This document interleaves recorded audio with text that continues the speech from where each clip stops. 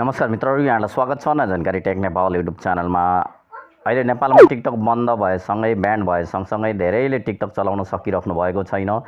तर तपाईहरुले धेरैजनाले देख्नुहुन्छ टिकटक लाइभमा बसिरहेको हुनुहुन्छ र टिकटक पनि चलाइरहेको हुनुहुन्छ। तपाईहरुले त्यस्तो देख्नु भएको छ भने आज म तपाईहरुलाई पनि यो केही सेटिङबाट तपाईहरुलाई टिकटक चलाउन सिकाउँछु।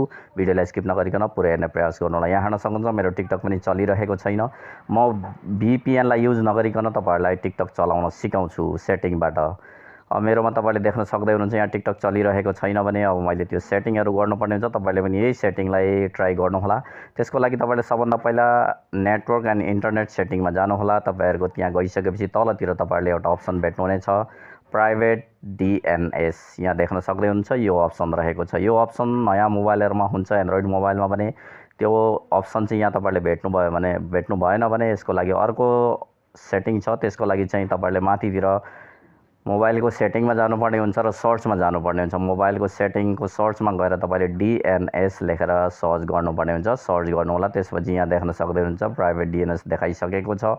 अब यो प्राइभेट DNS तलतिर देखाउँछ। यो प्राइभेट DNS देखाइसकेपछि तपाईले यसैमा क्लिक गरेर चाहिँ अगाडि बढ्न सक्नुहुनेछ। अब त्यहाँ तपाईहरुको त्यो प्राइभेट DNS जुन मोबाइल नेटवर्क सेटिङमा देखाएन भने यो सर्च सेटिङमा गएर चाहिँ तपाईले सर्च गर्नु होला।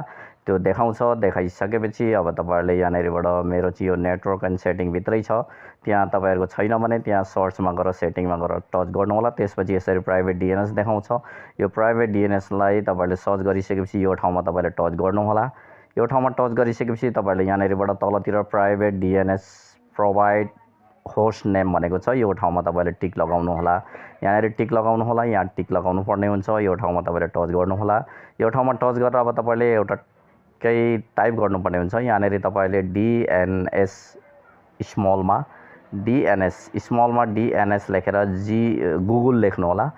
यहाँ मैले जे लेखेको छु तपाईहरुले पनि त्यसैलाई लेख्नु होला। DNS.google लेख्नु होला। त्यति लेखेर तपाईले यो सेभमा टच गर्नु होला र यसलाई सेभ गरिदिनु होला।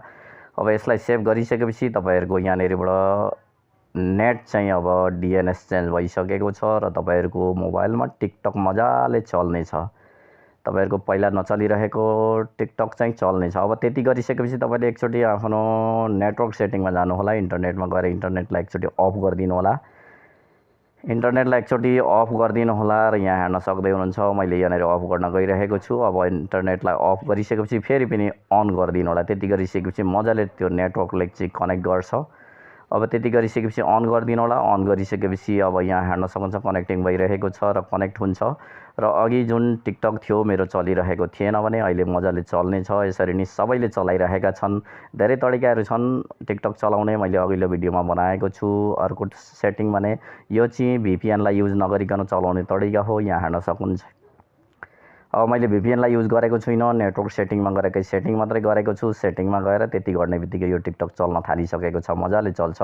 तपाईले अब टिकटकलाई मजाले चलाउन सक्नुहुन्छ। यस्तो प्रकारबाट तपाईले पनि यो तरिकालाई युज गरेर आफ्नो टिकटकहरु चलाउन चाहनुहुन्छ भने चलाउनु होला। VPN लाई युज गर्दाखेरि धेरै खतरा हुन्छ भनेर धेरैले भन्नुभयो। त्यही भएर मैले चाहिँ VPN लाई युज नगरिकन यहाँनेरिबाट मोबाइलको सेटिङमा गएर चाहिँ कसरी चलाउने भनेर यो भिडियो बनाएको छु। तपाईले पनि हेर्नुभयो भने मजाले सिक्न सक्नुहुन्छ। केही झन्झट छैन। त्यति मात्रै तपाईले त्यो सेटिङ गर्नुभयो भने तपाईहरुको पनि टिकटक चलाउन सक्नुहुन्छ र धेरैले चलाइरहेका छन्। नेपालमा यही तरिकाहरू युज गरेका छन्। धेरै तरिकाहरू छन्। मैले अघिल्लो भिडियोमा पनि एउटा तरिका सिकाएको छु। आशा छ यहाँलाई भिडियो मन पर्ने छ। आउँदा दिनहरुमा यस्तै भिडियोहरुको साथमा म आइ नै रहने छु। अहिलेको लागि यति नै। हवस् त, धन्यवाद। जय नेपाल।